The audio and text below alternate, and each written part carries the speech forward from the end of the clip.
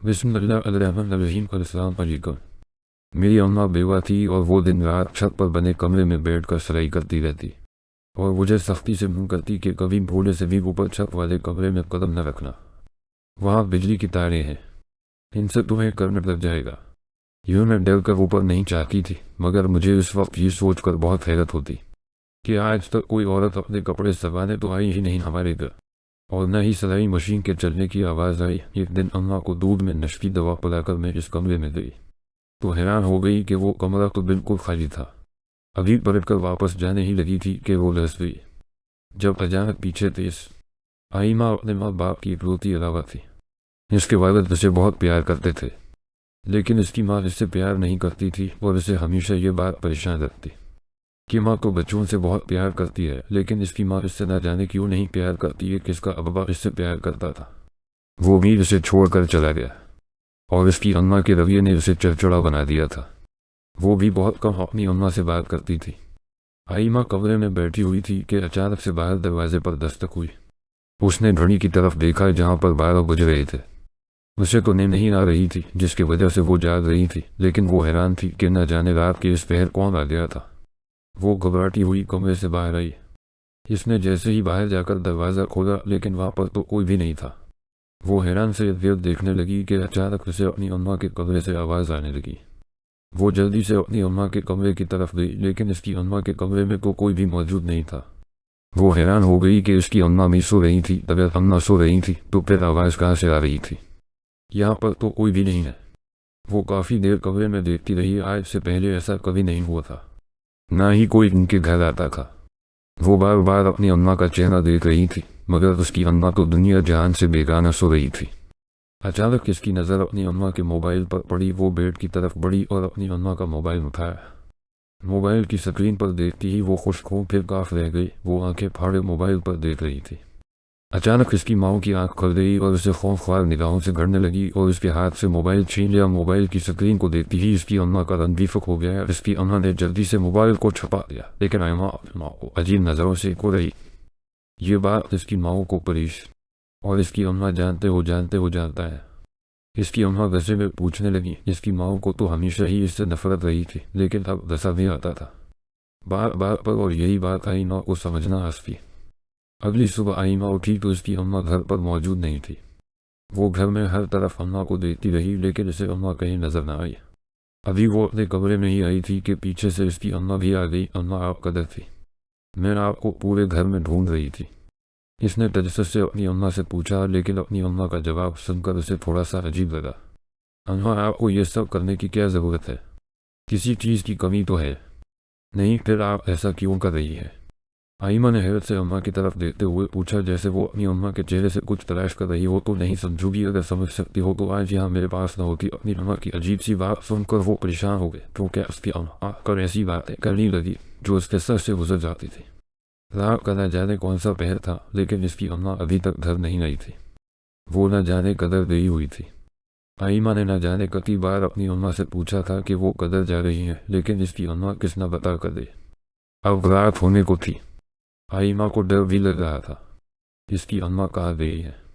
रात के न जाने कौन से पहर इसकी अम्मा घर आई। इनके हाथ में एक सोपर था जो वो आइमा से छुपाकर अपने कमरे में लेकर चले गई। आइमा को तजस्सुस होने लगा, आखिर उस सोपर में ऐसा भी क्या था जो उसकी अम्मा छुपा कर ले गई, और आइमा से कोई बात भी नहीं। इसे अपनी अम्मा का रवैया देखकर कभी कभी रोना आ जाता। वो गहरी नींद सो रही थी। अचानक कोई औरत कमरे में दाखिल हुई और आइमा के पास बैठ गई। कमरे में घब अंधेरा था। आइमा एकदम से उठकर बैठ गई और खुश खून भरती हुई बोली, कौन है? कमरे में इसमें इतनी हिम्मत भी नहीं हो रही थी कि वो उठकर लाइट चला लेती, मगर वहाँ पर वो औरत बैठी नहीं थी। इसने एकदम से आइमा का हाथ पकड़ा और आइमा को लगा जैसे वो इस औरत को जानती हो। वो इस औरत के हाथ से अपना हाथ भी नहीं छुड़ा पा रही थी, लेकिन उसे परेशानी भी हो रही थी कि वो औरत कुछ नहीं बोल रही थी। आइमा न जाने कितनी देर इससे पूछती रही। अचानक वो औरत आइमा के कान में कुछ कहने लगी। आइमा ने ऊंची सी चीख मारकर कानों पर हाथ रख लिया और आंखें बंद कर ली। जब इसने आंखें खोली, कमरे में रोशनी थी और सामने इसकी अम्मा खड़ी उसे बोल रही थी। इसकी अम्मा का बस नहीं चल रहा था कि उसे इधर ही जिंदा जमीन में गाड़ देती। अपनी अम्मा के चेहरे को वो आंखें फाड़े देखती हुई अपनी अम्मा के गले से लग गई, क्योंकि वो तो उसकी अम्मा थे। जैसा भी रवैया उसके साथ रखती वो उनके ही गले से लग सकती थी।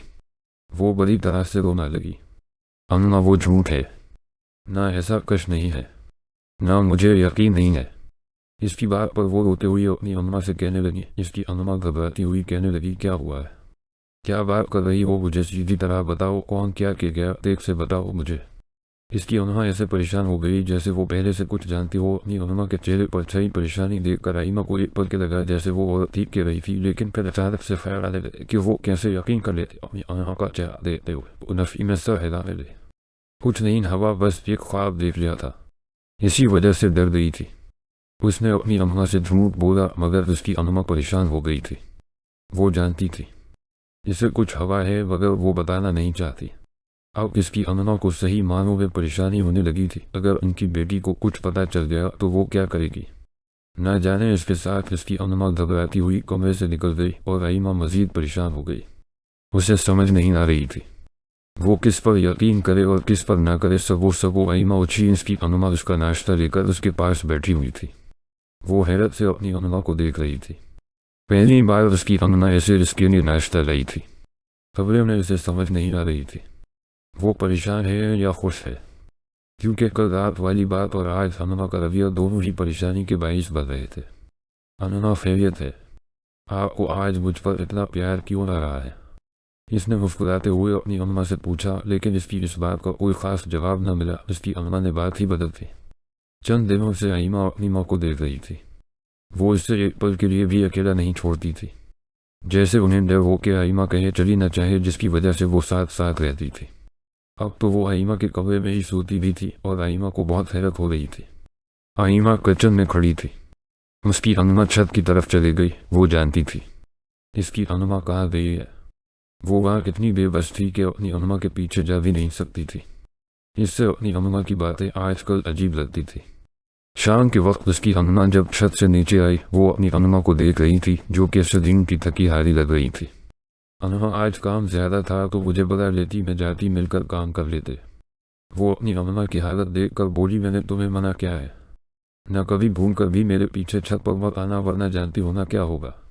इसकी अम्मा ने वैसे में कहा। आइमा इस बात में सर हिलाने लगी। कभी कभी आइमा को लगता जो कुछ भी इसकी माँ से बताती है वो सब कुछ झूठ है, ऐसा कुछ भी नहीं होता। लेकिन इसकी माँ झूठ क्यों बोलती है, क्या चाहती है, ये इसे समझ न आती।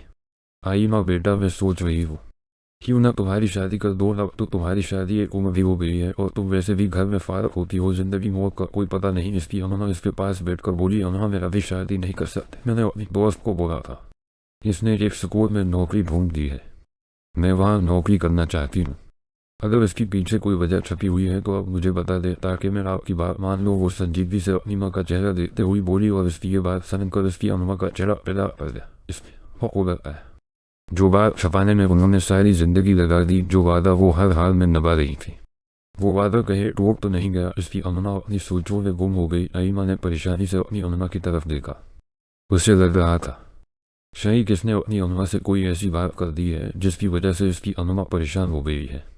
अम्मा माफ़ी चाहती हूँ, शायद कुछ ज़्यादा बोल रही हूँ, लेकिन आप मुझे कोई बात नहीं बताती, इस वजह से मुझे लगा अब भी इसके पीछे कोई बात है जो आप मेरी शादी करना चाहती हैं। लेकिन मैं अभी शादी नहीं करना चाहती, मैं नौकरी करना चाहती हूँ। इसने अपनी अम्मा को देखकर इस बार नरमी से कहा। इसकी अम्मा ने सिर का सांस लिया। इसकी अम्मा को सुकून मिला। इसे कुछ भी मालूम नहीं इसकी माँ ने इसे नौकरी की इजाज़त दे दी। वो भी खुश हो गई। इसने शुक्र किया कि इसकी अम्मा ने मजीद ज़ेद नहीं की। इसकी शादी की अगले दिन इस स्कूल आ गई। अपनी जॉब पर पूरा दिन स्कूल में गुजारने के बाद जब घर आई तो उसकी अम्मा अभी भी छत पर थे। वो मुस्कुराती हुई छत की तरफ जाने लगी, लेकिन अचानक अम्मा की बात याद आ गई और इसकी कदम पहली सीढ़ी पर ही जम के अब इससे समझ नहीं आ रही थी वो अपनी अम्मा से कैसे बात करे। इसे अम्मा पर गुस्सा भी आ रहा था। अगर इसकी अम्मा छत पर जाती है, काम करती है, मुझे कुछ नहीं होता तो फिर इससे कैसे कुछ हो सकता है।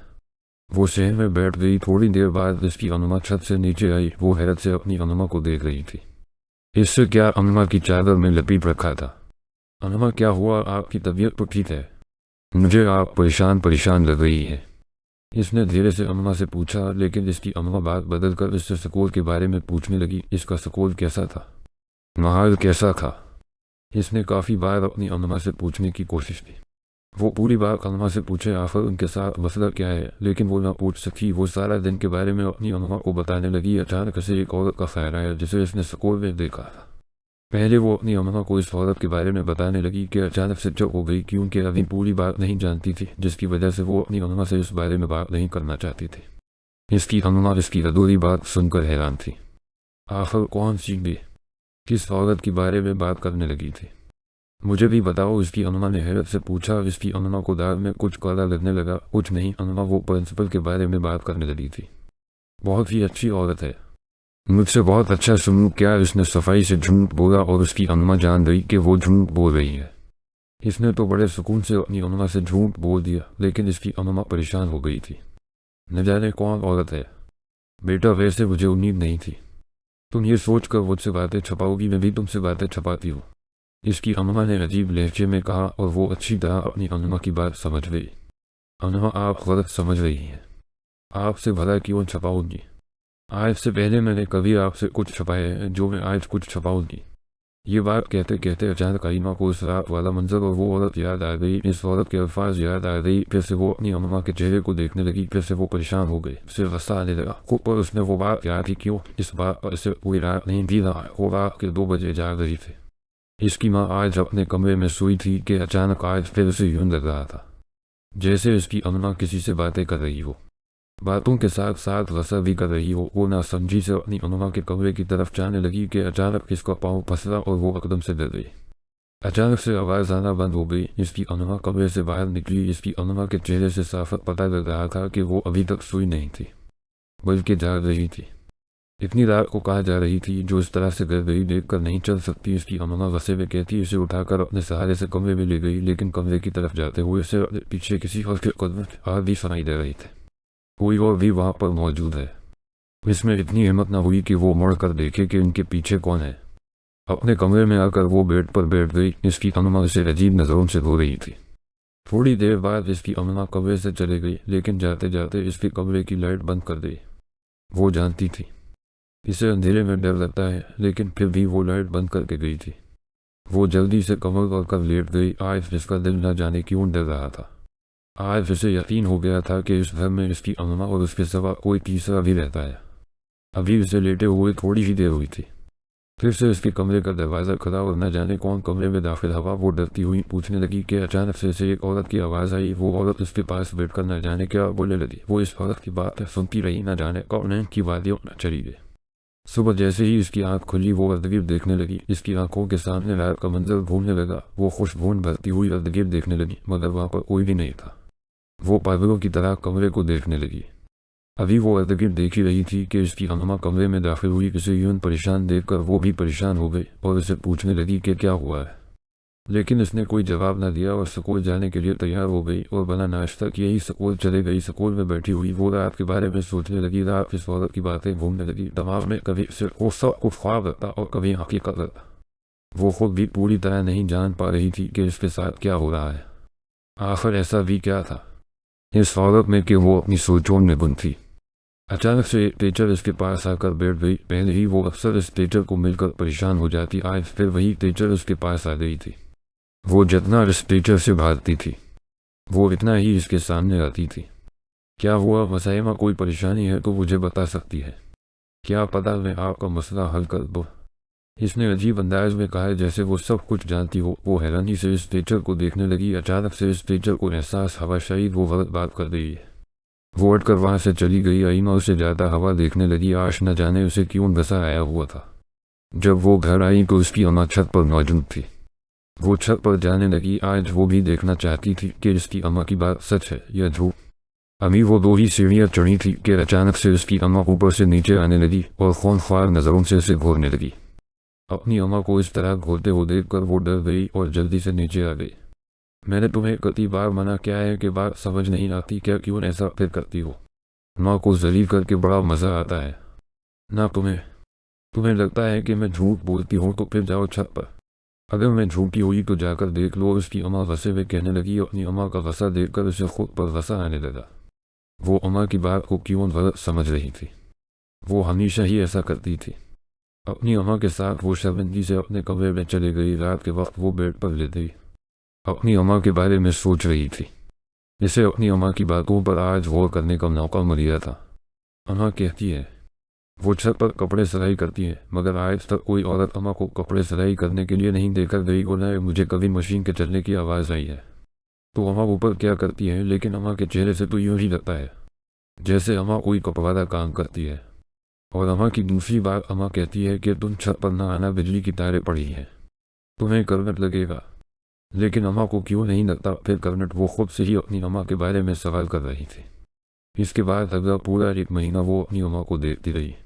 इसकी अम्मा बिल्कुल न बदले इसी तरह छत पर चली जाती। जब ऊपर से आती तो कभी परेशान होती, कभी आईमा के साथ वैसे से पेश आती, तो कभी आईमा पर बहुत प्यार आता। आईमा को समझ नहीं आ रही थी कि इसके साथ क्या हो रहा है। जब वो स्कूल जाती तो स्कूल में भी मौजूद वो टीचर अजीब सी बातें इसके साथ करती जैसे वो उससे जानती हूँ, और यही बात उसे परेशान करती। जब वो रात को सवाने के लिए लेटती तो न जाने कौन औरत इसके पास आकर बैठ जाती। इसे सुबह उठकर ये समझ न आती कि वो ख्वाब था या हकीकत। शाम का वक्त था। वो देख रही थी कि इसकी अम्मा छत पर जाने लगी थी। अम्मा, अब तो रात होने वाली है, अब कौन सा छत पर काम है जो आप करने वाला है? उसने हैरानी से अपनी अम्मा से पूछा। बैठा थोड़ा सा काम है, वो करके मैं नीचे आ जाऊंगी, इसकी अम्मा ने प्यार से कहा और ऊपर चली गई। अब तो उसकी अम्मा रात के वक्त भी चली जाती थी, पहले तो दिन के वक्त ही जाती थी। अगले शाम जब इसकी अम्मा ऊपर जाने की तैयारी करी थी, आईमा ने उन्हें दूध में नींद वाली गोली मिलाकर दे दी। थोड़ी देर बाद वो कमरे में देखने गई कि इसकी अम्मा सो चुकी थी। वो सखा सांस लेती छत पर चली गई। वो जैसे ही छत के ऊपर चढ़ी तो उसे हैरत हुई क्योंकि वहाँ पर तो कोई भी तार नहीं थी जिससे इसकी अम्मा उसे डराती थी। फिर वो आगे गई छत पर बने हुए कमरे में जहाँ पर उसकी अम्मा कहती थी वो कपड़े सिलाई करती है। वो जैसे ही कमरे में दाखिल हुई इससे मजीद हैरत हुई क्योंकि वो कमरा तो बिल्कुल खाली था। वो जैसे ही वापस जाने के लिए मुड़ी, इसकी नज़र कमरे में कोने पर पड़ी जहाँ पर वो औरत बैठी थी जिसे वो पिछले 23 दिनों से मुसलसल देख रही थी। अब भी वो आंखें फाड़े उसे ही देख रही थी। इसे अपनी आंखों पर यकीन नहीं आ रहा था। वो बैठी सर हिला रही थी। आप यहाँ मेरे घर में क्या कर रही हैं? इतना तो मुझे मालूम ही हो गया था कि हर रात मेरे कमरे में आप ही आती हैं और आप मुझे अच्छी तरह जानती हैं, लेकिन आपका मुझसे रिश्ता क्या है? बस मैं ये जानना चाहती हूँ और मेरी अम्मा के साथ क्या करती रहती हैं छत पर। वो इस औरत के पास जाकर बोली। इस औरत ने अपने पास बैठने का इशारा किया। जो बात हर रात में तुम्हारे कान में कहती हूँ, इस बात पर क्यों नहीं यकीन करती? वो औरत इसके चेहरे को देखती हुई बोली, क्योंकि मुझे यकीन है वो बात झूठ है, ऐसा मुमकिन ही नहीं। वो वैसे में कहने लगी, जानती हो तुम्हारी अम्मा और मैं दोनों बने हैं, हम दोनों की इकट्ठी शादी हुई थी। तुम्हारी अम्मा के पास औलाद नहीं थी और मेरे पास बैठी थी। मुझे बेटी नहीं चाहिए क्योंकि ससुराल वाले कहते थे कि ये बोझ है हम पर, इस वजह से मैंने तुम्हारी अम्मा को दे दिया। लेकिन बाद में मुझे मेरे शौहर ने छोड़ दिया। फिर मेरी शादी कहीं और हो गई, लेकिन मेरी कोई औलाद ना हुई। मैं तुम्हारी अम्मा से हर लम्हा अपनी बेटी मानती हूँ, लेकिन तुम्हारी अम्मा मुझे ना देती। वो कहती है अब मेरी बेटी है, मैंने बहुत लातों से पाली थी। इस वजह से तुम्हारी अम्मा का और मेरा झगड़ा हो गया। तुम्हारी अम्मा ने बोला वो मुझे मेरी बेटी नहीं देंगी और उसे जलील करके रखेंगी। मैं तुम्हारी अम्मा से दूर चली गई, लेकिन कुछ अर्सा पहले वापस आई हूँ। फिर से अपनी बेटी मांग रही हूँ और तुम्हारी अम्मा को बेबस क्या हुआ है? यहाँ तुम्हारी अम्मा मुझे बहुत सारे काम करके देती है। तुम्हें लगता है कि तुम्हारी अम्मा छत पर होती है, लेकिन वो छत पर नहीं होती, बल्कि वो मेरे घर में होती है और साथ वाला मेरा घर है। वो छत से आकर मेरे घर के काम भी कर देती है। बस इतना कहती है कि मैं इनसे बेटी न मांगो न ही कभी सच बताओ। आईमा हैरानी से इस औरत की बातें सुन रही थी। वो स्कूल में टीचर थी। वो औरत जो हर रात इसके कमरे में आकर उससे बातें करती थी, वो ये औरत थी। मगर एक बात में रिश्ता रह गई, अम्मा के पास तो आपकी बेटी नहीं है। इसने हैरानी से कहा, जानती हो वो मेरी बेटी तुम हो। इस औरत की बात सुनकर वो आंखें फाड़े देखती हुई एकदम से अपनी अम्मा को बकाती हुई नीचे की तरफ आ गई। सामने इसकी अम्मा अटकर बैठ गई। वो रोटी हुई अम्मा से सच पूछने लगी। इसकी अम्मा ने भी यही सच बताया और अचानक से गिर कर बेहोश हो गए और अस्पताल जाते तक इस दुनिया से रुखसत हो गए। आईमा को अपनी अम्मा के मरने का बहुत दुख हुआ। जब वो सदमे से बाहर आई तो वो औरत इससे माफ़ी मांगती और कहती कि शायद ये सब कुछ इसकी वजह से हवा है, लेकिन वो इससे क्या कह सकती थी। आईमा बाद में इस औरत के साथ रहने लगी। नाज़रीन, अगर आपको हमारी कहानी अच्छी लगी है तो वीडियो को लाइक करें, शेयर करें और हमारे चैनल को सब्सक्राइब करें। अगली वीडियो तक इजाज़त दें। अल्लाह हाफ़िज़।